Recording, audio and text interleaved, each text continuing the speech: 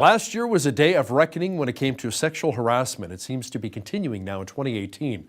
On the bright side, employers are making real efforts to turn things around, but it does raise some interesting questions, such as, how did we get here? How do we change things so our society is one that really fosters more love and respect for each other? To discuss this further, joining me now from North Salem, New York, is Dr. Jeffrey Rubin, psychotherapist and author of The Art of Flourishing. Welcome to Bridge City News, Doctor. Thanks for having me. Now let's talk about, how did we actually get here? What went wrong with society to get us to a place where this kind of behavior for men in the workplace and at home became tolerated behavior? I think there's several factors. One is the way we raise boys.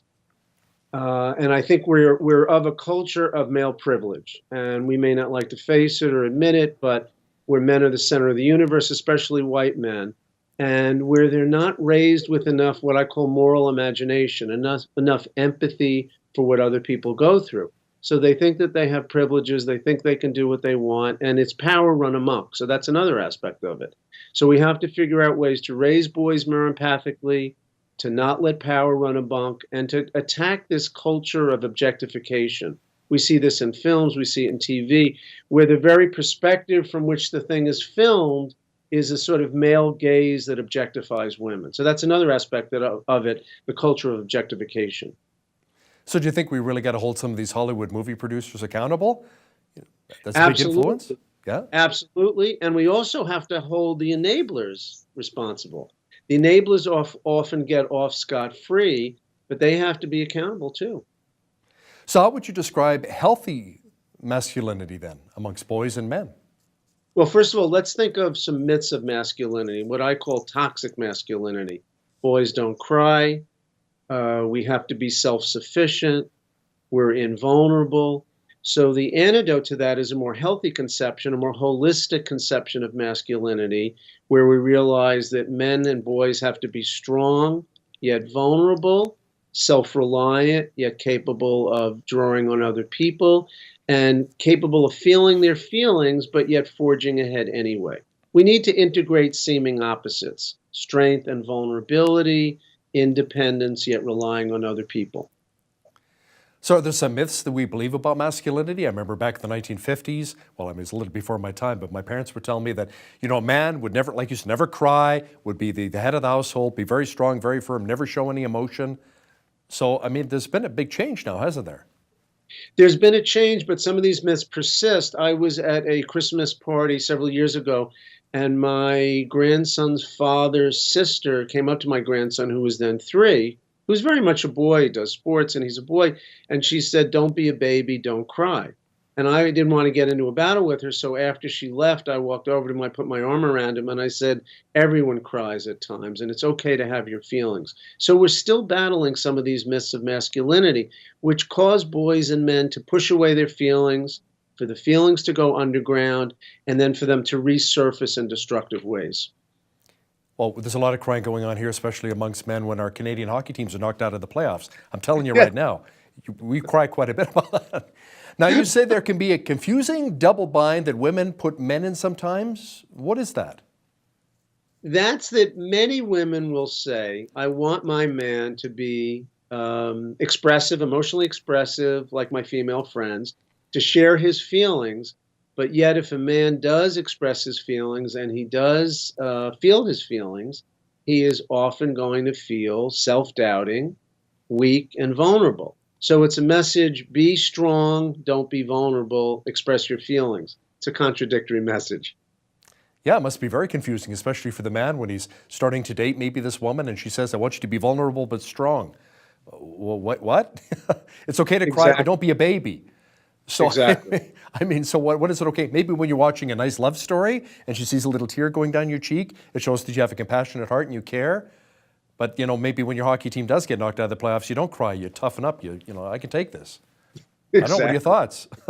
So women can actually help by conveying to men it's okay for them to feel their feelings and not give this confusing message that be strong but don't be vulnerable. Now, some believe there's such a thing as male privilege. How would you define that? Male privilege is thinking that men are the center of the universe, and I think that has been a problem with a lot of this. It's often more among white men than men of color, but we're the center of the universe. So one of the things I say about child rearing is that we've got to love boys, we've got to empathize with them, we've got to respect their uniqueness, and we have to convey you're not the center of the universe.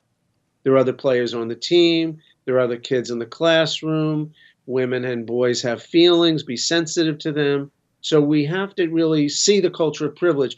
And what that leads to when we don't do that is power run amok.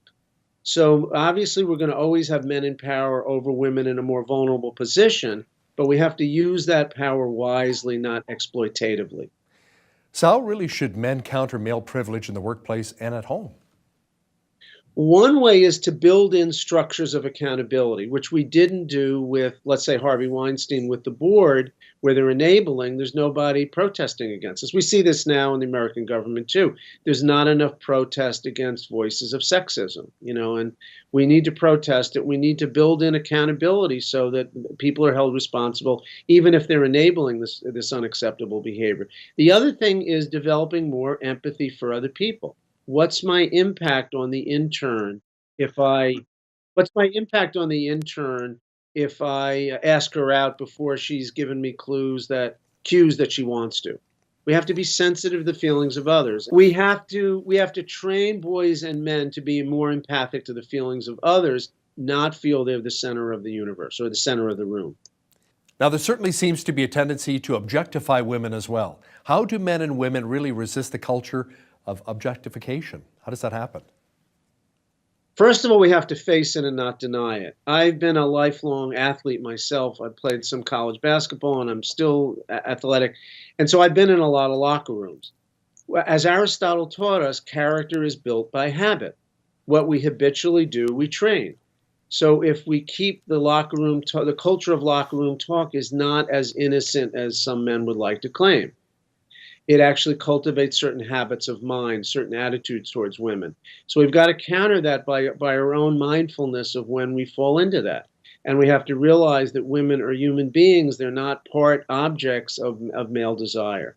So men have to protest against that. Now, frankly, women sometimes play into that. They play into it either because of low self-esteem or because of sexual trauma when they were younger or because of ambition. So women have to be sensitive to not self-objectifying. We see this with the internet culture and selfies and Snapchat and all that. We have to be sensitive to, are we presenting ourselves as an object? And then complaining when men see us and treat us like an object.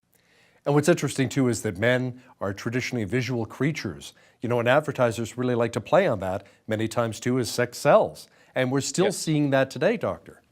Yes. There was an article years ago by Laura Mulvey about the male gaze in movies, that movies are narrated from a perspective of male desire, of showing the back of a woman's legs as she walks past, not doing the same to men. So we have to notice all the conscious and unconscious ways this is operative. And if we really want to create more sensitive boys and women that are treated better, we have to be sensitive and try to transform this. So outside of being sensitive, what can parents really do to raise boys to love, honor, and respect women? The first thing is we know this, that children respond to what we do, not just what we say. So we have to treat them differently. And we have to role model the fathers treating the boy's mother, with respect, with kindness, not as a secondary creature, not as a satellite of the man. So we have to role model it. So I went over to my grandson and I said, boys do cry, girls cry, everyone cries. Sometimes it's okay to feel the full range of your feelings. Coaches can role model this too. Coaches, religious leaders, all role models in the culture need to be aware of the messages they're conveying to younger people. Are you noticing as well, speaking of cultures, maybe people from other countries who are coming to North America, bringing different ideologies, especially when it comes to male and females? So maybe they have to be trained or educated a little bit as well about how we love, honor, and respect women here. Yes, I'm loath to make large-scale cultural generalizations because I think cultures are, made up of individuals. But there are certain cultures, and we know what they are. I think India is one of them, where there are a lot of horrific incidents that we hear about in the news. So yeah, we have to be really sensitive to that. And both men and women have to speak up, but men have to realize that it's not always easy for women to speak up because they often have spoken up and they're not taken seriously. So the message is we're never going to respond if you complain, and in fact, you're going to lose your job if you complain. So we've got to sort of change that culture of the sort of tyranny that silences women's voices.